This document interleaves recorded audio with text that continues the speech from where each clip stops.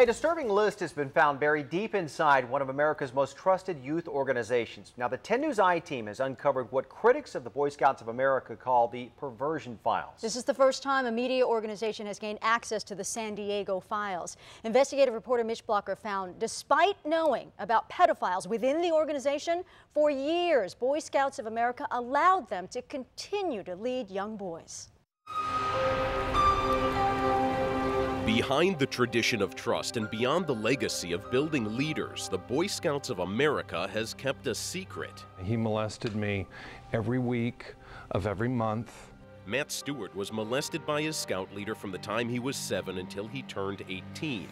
I'll never forget his bright lights shining from his car through the window, and he would knock on the door. He would molest me in the basement of my parents' house with my parents upstairs. Grown now, he has never forgotten what happened to him as a young scout. He told me that he would kill my family. Stewart never said a word. He says neither did the Boy Scouts of America, who knew about the scout leader Bruce Phelps, who had admitted himself that he had a history of molesting boys. You are talking about a well-respected national organization with a mission to help young boys.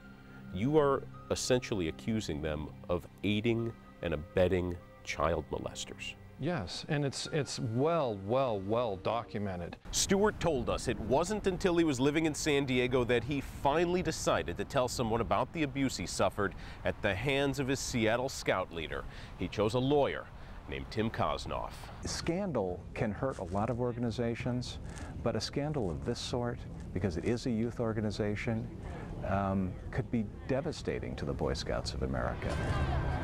Both Stewart and Kosnoff knew the statute of limitations had expired on any potential molestation claim. What happened to Bruce Phelps? Nothing. But it wasn't too late to hold the Boy Scouts of America responsible. Kosnoff successfully sued and forced the Scouts to reveal a portion of its secret files, files identifying alleged pedophiles who were eventually banned from scouting. They include cases across America dating back to 1947, one in Brooklyn, New York, where a scout was molested and killed, another in Greenville, South Carolina, where an exiled scout leader was successful 6 times in reapplying in other states. In almost all these cases, there were adults that either knew or suspected that something was wrong, but they somehow felt it wasn't their responsibility to act upon it. The Scout secret list spanned the country, including 36 incidents here in San Diego County, one at the Lost Valley Scout Camp just east of Escondido. It was here the man they now call the poster child for pedophilia in scouting once volunteered. The man was Richard Turley, a Canadian-born scout leader who slipped through the cracks time and time again. He admitted to the Canadian Broadcasting Corporation that he first molested a boy in British Columbia. Then in 1975, he made headlines when he stole a plane in Fallbrook and kidnapped an 11-year-old scout. He was arrested and the boy was returned safely. But Turley spent the next year and a half at Patton State Mental Hospital, where the state of California classified him as a mentally disordered sex offender. Yet somehow Turley resurfaced in scouting in San Diego County, where he volunteered at the Lost Valley Scout Camp. The Boy Scouts records say in 1979, 3 boys claimed there had been molestation, but their parents agreed not to press charges if Turley would leave scouting.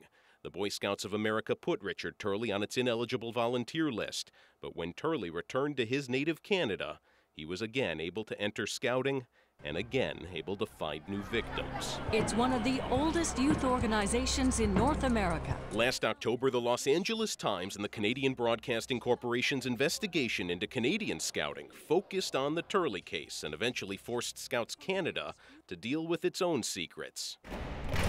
In a letter to the Canadian broadcasters, we found this revealing document. The Canadian Scouts denied it kept secret files, but it outed its American counterpart, writing, "Unlike Boy Scouts of America, Scouts Canada has no history of keeping so-called secret lists." I think they're absolutely petrified that the child sexual abuse scandal could overcome the Boy Scouts of America. The Boy Scouts of America now admits it kept a secret list, calling it an ineligible volunteer list.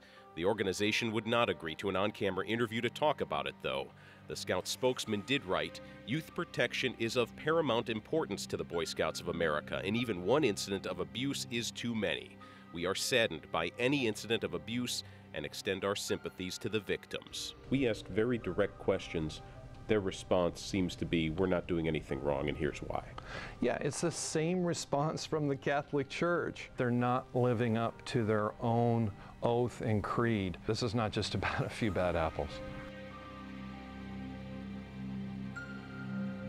Now, Stewart says the man who molested him, Bruce Phelps, still lives in Seattle. His file was one of nearly 5,000 we reviewed, detailing alleged abuse dating all the way back to 1946. Nearly 5,000 reviewed. Does that mean there could be more than 5,000 files? Yeah, we don't know. We were only able to report on what we were able to review. Keep in mind, the Boy Scouts of America, hundreds of thousands of volunteers throughout the years, many of them, most of them doing good work. The real question at the heart of this is why the Boy Scouts of America did not tell the authorities about these few files, just the ones that we were able to look at. Wow. I'm sure there was going to be more to this. Thanks so much, Mitch. All right, Mitch. Thank you so much. The Boy Scouts of America fought to keep what we're about to show you hidden. The Scouts call them the confidential files. Their pages are filled with allegations of sexual abuse inside American Scouting. The 10 News I-Team first revealed San Diego's files 2 months ago, and now more digging has uncovered more secrets. Our investigative reporter Mitch Blocker found cases where the Scouts were told about sexual abuse, but didn't report it to authorities. San Diego is home to at least 35 examples of alleged sexual abuse in Scouting, including the stories of these former Scout leaders. Have you heard about abuse within the Boy Scouts of America before? Oh, yes. Yes. For 15 years, Phyllis Chess prosecuted sex crimes against children, including children in Scouting. She prosecuted John Atwood in 1992. The now convicted sex offender was well known to the Scouts. Their file on Atwood documents allegations in August 1991 that he molested a Scout in a San Diego hotel room. Did the Boy Scouts of America help you in any way? Did they alert you that this was happening? They didn't alert me. Did they alert the police? Law enforcement was alerted by a couple of the boys' parents. One nation, under God. Since the Scouts' confidential files from 1971 to 1991 were made public, the Boy Scouts of America have declined our requests for on-camera interviews. But in this video produced by the Scouts, the CEO, Bob Mazuka, talked about why the organization handles abuse allegations the way it does. We have kept these files confidential because we believe victims deserve protection and that confidentiality encourages prompt reporting of questionable behavior. It removes the fear of retribution and ensures victims and their families the privacy that they deserve. The Scout spokesman told us their current policy requires everyone involved in Scouting to report to local authorities any good faith suspicion or belief that any child is or has been physically or sexually abused. But despite the Scout policy and Mazuka's words, some expressed a growing suspicion that protecting Scouting may have been more important than protecting individual Scouts. Certainly there is pressure on Scout executives, as I understand it, to make sure membership levels stay up. And clearly, if an organization is talking openly about the fact that children are being sexually abused within it, that at least initially could have a negative impact on membership levels. Tim Hale is trying to get the Scouts to publicly disclose the files they continue hiding, files dating from 1992 to today. The Santa Barbara lawyer is one of the only people who have seen these more recent files. One of the most disturbing things we've discovered is the fact that for decades now they have been receiving reports of abuse and quite often not reporting them to law enforcement. Were there any pictures that showed his penis? Yes. So he didn't have clothes on in that picture? He did have clothes on. Okay, but his penis was exposed? Yes. Okay. Did you take that picture? Yes. Hale sued the Scouts because this man, former Scout leader Al Stein, molested his client. Al Stein is now a registered sex offender turned in by his victim's mother in Santa Barbara. Hale says a Scout executive tried to keep the case away from police. A Scout executive attempted to prevent her from reporting that crime to law enforcement. If our client's mother had not resisted that attempt by the Scout executive, Al Stein undoubtedly would be roaming the streets free, and he would have abused again. The Scouts deny discouraging anyone from reporting suspected abuse within Scouting. In fact, we found confidential files from 1971 to 1991 which did result in criminal prosecution. Thomas Wood, Rodney Stark, and Raymond Weeks were all San Diego Scoutmasters during those years. The Boy Scouts kept confidential files on all three. All three are now convicted child molesters. But like hundreds of files we reviewed, these three show no evidence the Scouts told police about the allegations. We asked the Scouts for specific examples where they told police about suspected abuse. They have not responded to that question. In the YouTube clip, the Scout CEO says his organization believes in holding child abusers accountable. And we believe perpetrators of abuse should be punished to the fullest extent of the law. He reminds us why the files were kept confidential. Confidentiality encourages prompt reporting of questionable behavior. But 4 years ago, former Scout leader and registered sex offender Al Stein testified he never saw the Scouts report any sexual abuse. Have you ever been aware of anyone affiliated with Scouting reporting childhood sexual abuse to any law enforcement agency? No. Now tomorrow at 5, we'll let you hear more of what Al Stein said under oath and reveal something the Scouts didn't want you to see, an internal memo to Scout executives which seems to lay the foundation for how Scouts handled all those abuse allegations. Raises so many troubling questions, Mitch. Yeah. All right, we look forward to a report tomorrow. Thanks, Mitch. Thank you, Mitch.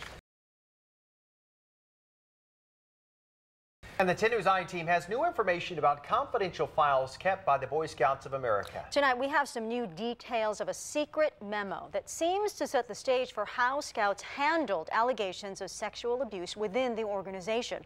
Our investigative reporter, Mitch Blocker, with the new information he's uncovered.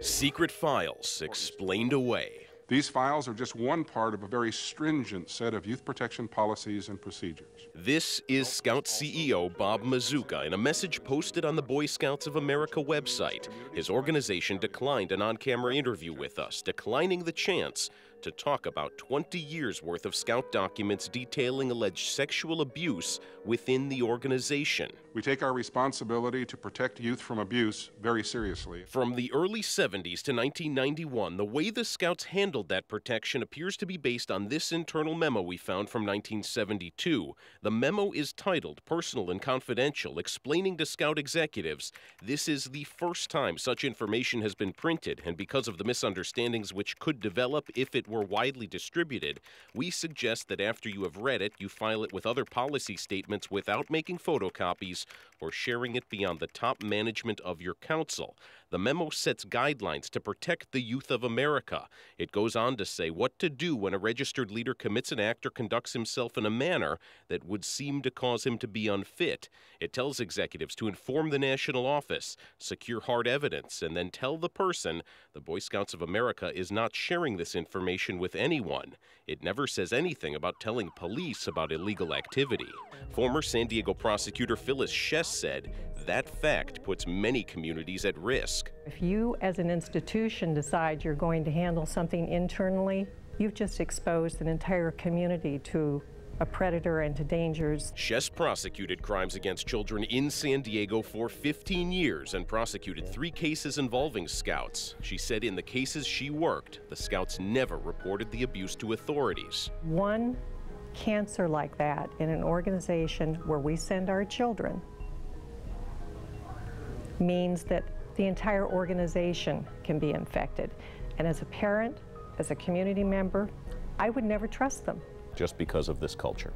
Just because of this culture. She says the Scouts' culture of how they handled abuse claims seems to be evident in the confidential files dating between 1971 and 1991 based on her review of some of those files. Inside the hundreds of cases we reviewed, we found no evidence the Scouts took abuse concerns to police. We found several versions of this form letter inside files we reviewed. The original form letter was part of that 1972 Scout memo addressed to soon-to-be-dismissed Scout leaders. It reads, "We are making no accusations and will not release this information to anyone, so our action in no way will affect your standing in the community." While the Scouts haven't answered questions about the letter, the Scout spokesman said in an email, "Youth protection is a serious matter to the Boy Scouts of America, and it is inaccurate to indicate otherwise, or that the organization values its reputation above the well-being of its members." Did you take that picture? Yes. Al Stein's standing with his community took a hit in 2007 when he was convicted of abusing Scouts in his Santa Barbara troop. During a deposition, Stein was asked a series of questions about how Scouts protect children. While you were involved as an adult, was there any kind of background check done on you? No. Have you ever been aware of anyone affiliated with Scouting reporting childhood sexual abuse to any law enforcement agency? No.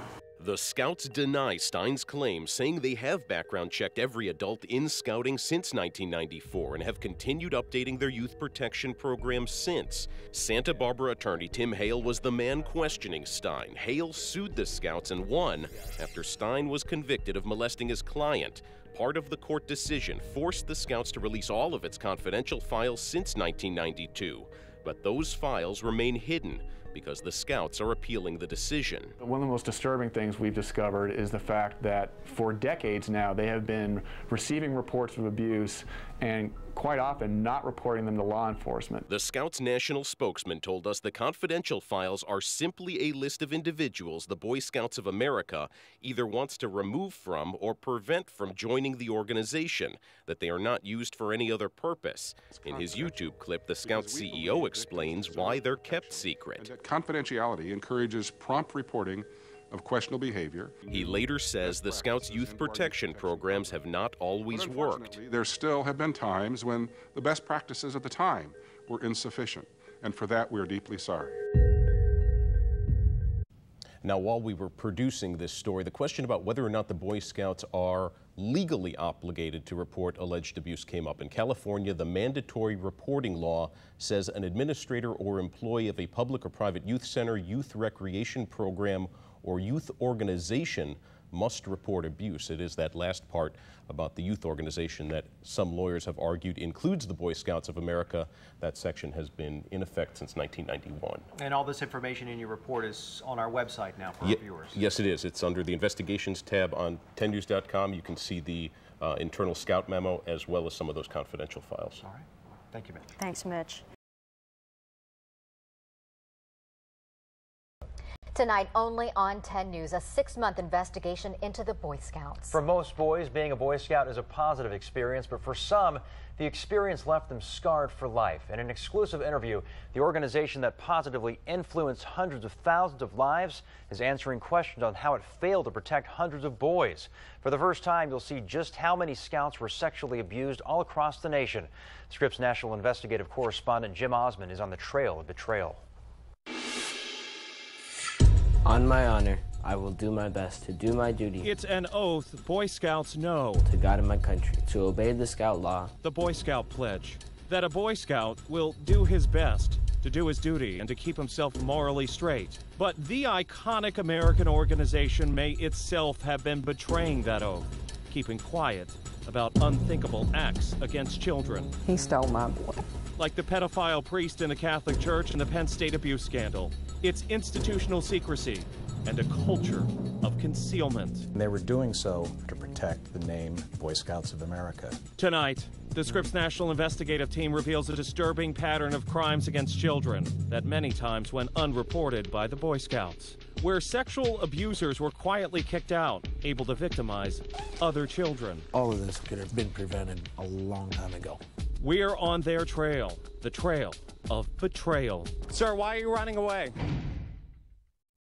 You think your kids are safe. Veronica Aiken's son Chance joined the Boy Scouts in Amarillo, Texas, but what happened next stunned her. We didn't know anything until actually the police came knocking on my door.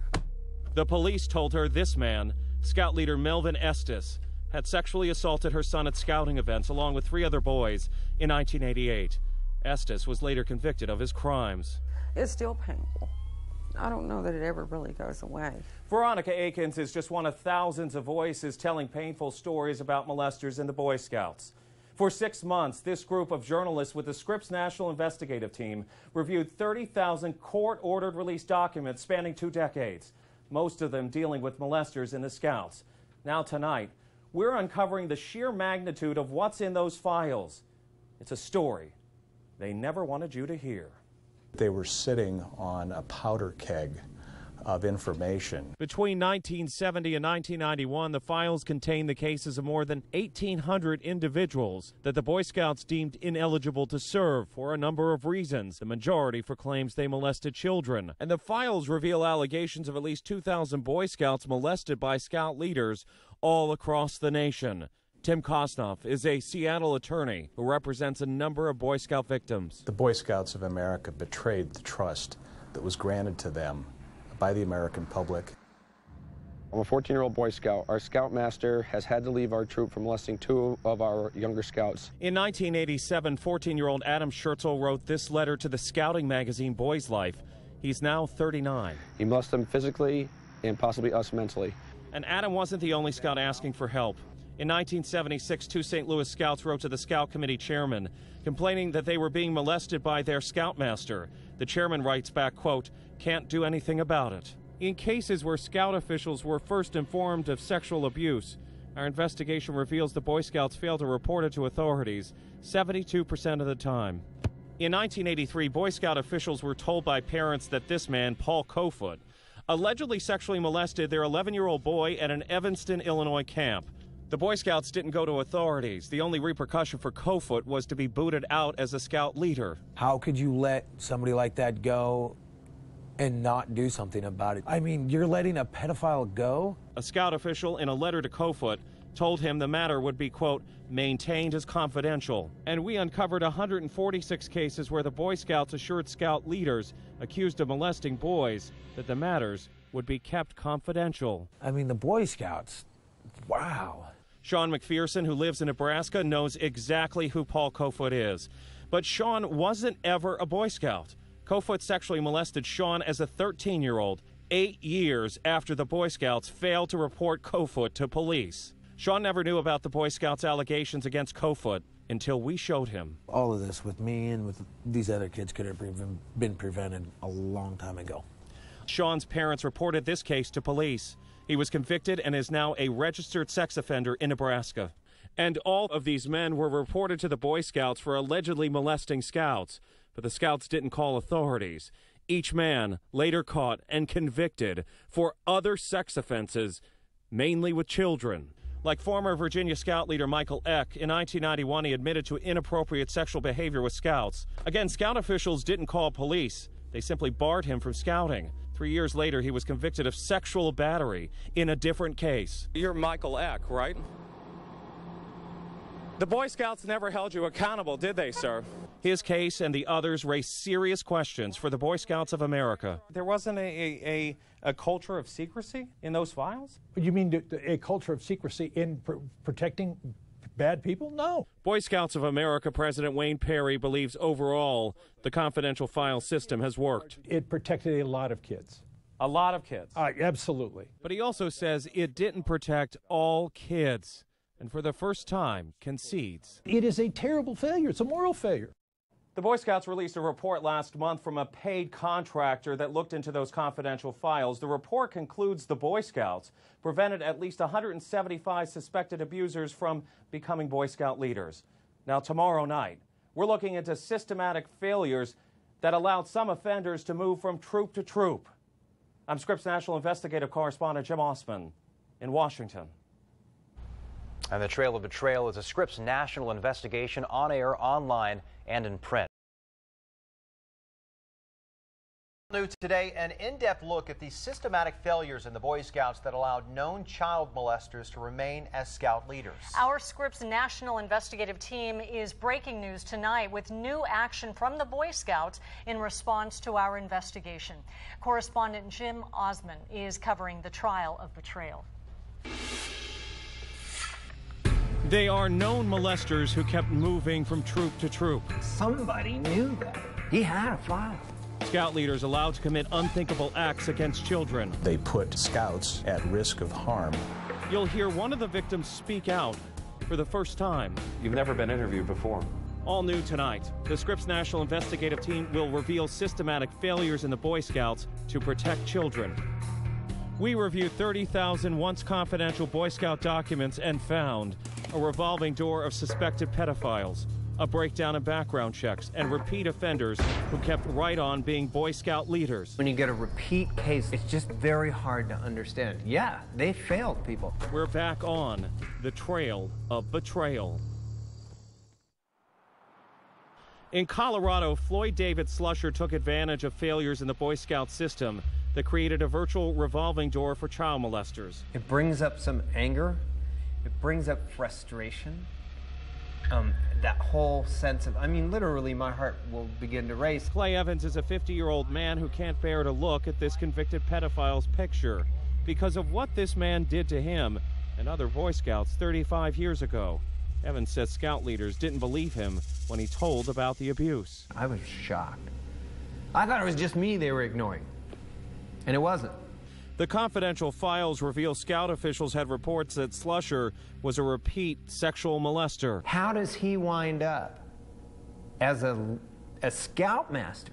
The Boy Scouts created a file for Slusher in 1972 after he was caught molesting a scout at a Boy Scout of America camp in Germany and was thrown out of scouting. By the next year, he was back in charge of Scouts again, this time in Boulder, Colorado. And by 1976, he was running 2 different troops. A known abuser, once caught in the act, going through a virtual revolving door, continuing to prey on children. Finally nabbed in 1977, police at the time said there were too many victims to interview. It messed with everybody's head. It was hard to be at that age and to have that kind of invasion. 46. That's how many men we found in the confidential files like Slusher, who went through those revolving doors, caught, removed, and allowed back in again. I have nothing to hide. Paul Ernst was the head of Boy Scout registration and kept the confidential files from 1971 until 1994. His name appears in the Boy Scout confidential files hundreds of times. Why wasn't more done? I don't know. I can't look behind me. I don't know what happened. We made decisions then, and they've, as I say, times have changed. He said the confidential files were designed to keep out molesters. I wasn't the policymaker of the Boy Scouts of America.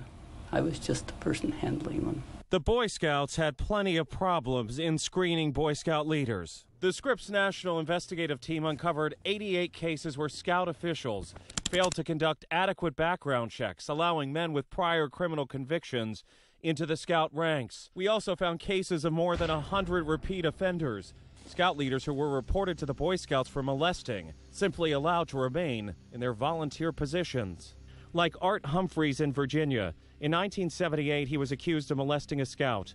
A Scout executive documented the alleged abuse but didn't go to police. Humphreys remained in his position. When police themselves finally caught up with him 6 years later, records show Humphreys had sexually molested at least 20 boys, many who were part of a Scout troop for the disabled. They knew that this perpetrator had had issues. There had been reports that there was a problem. Melvin Estes was a repeat offender, the Scoutmaster who molested Veronica Aiken's son, Chance. Aiken says Scout leaders chose not to believe the reports and put Estes in charge of her son's troop. It was a decision that devastated her family. He robbed my son of his dignity, his pride, his childhood. He damaged my child. And how can anyone ever fix that? And as a mother, that's painful. Very painful. Because I can't fix it. Recently, the Boy Scouts of America promised to turn over to police names in the confidential files of suspected pedophiles. But in an exclusive interview with the Scripps National Investigative Team, Boy Scouts of America President Wayne Perry went one step further. Are we going to protect people who made mistakes, willingly made mistakes? And the answer is no.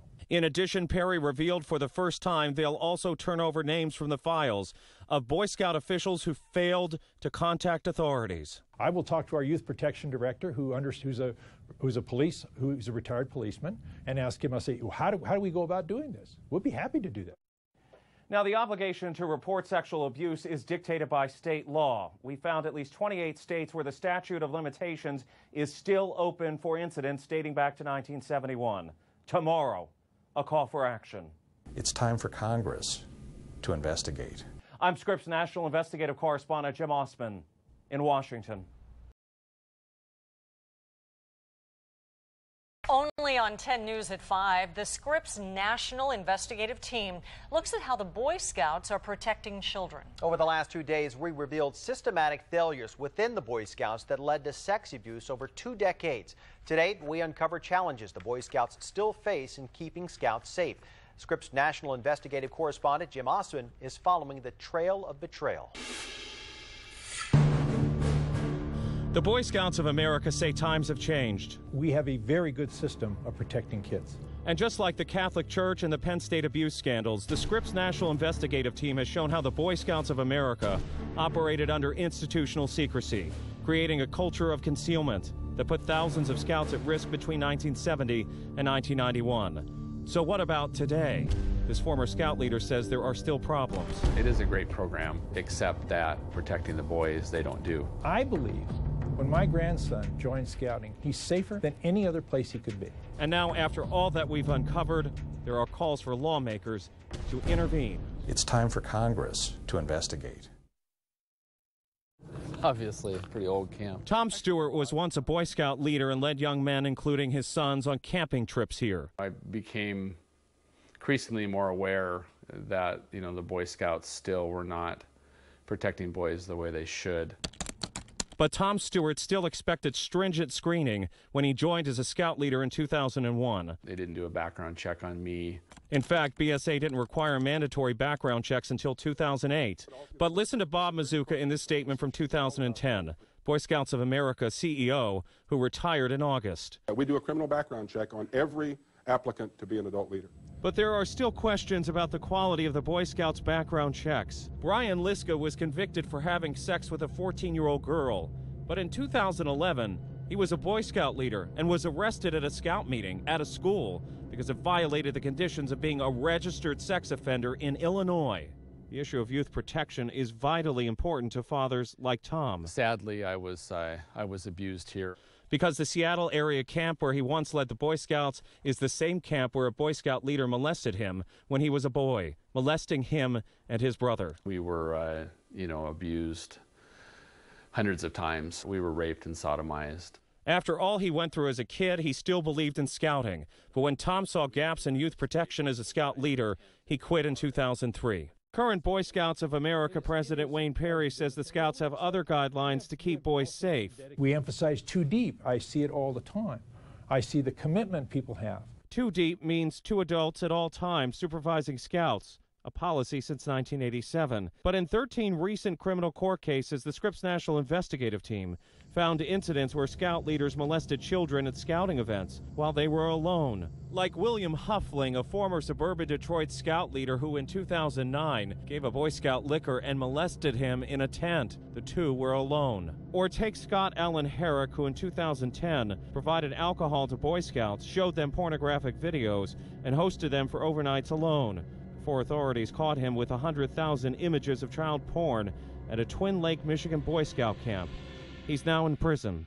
We have trained millions of people in what is youth protection. The Boy Scouts of America President Wayne Perry says they do put boys first. Today, I think we do a very good job. Around the world, people asked us to use our youth protection system. In an exclusive interview with the Scripps National Investigative Team, the president of the Boy Scouts now says he will turn over to police the names of scouting officials who may not have done the right thing when it comes to reporting.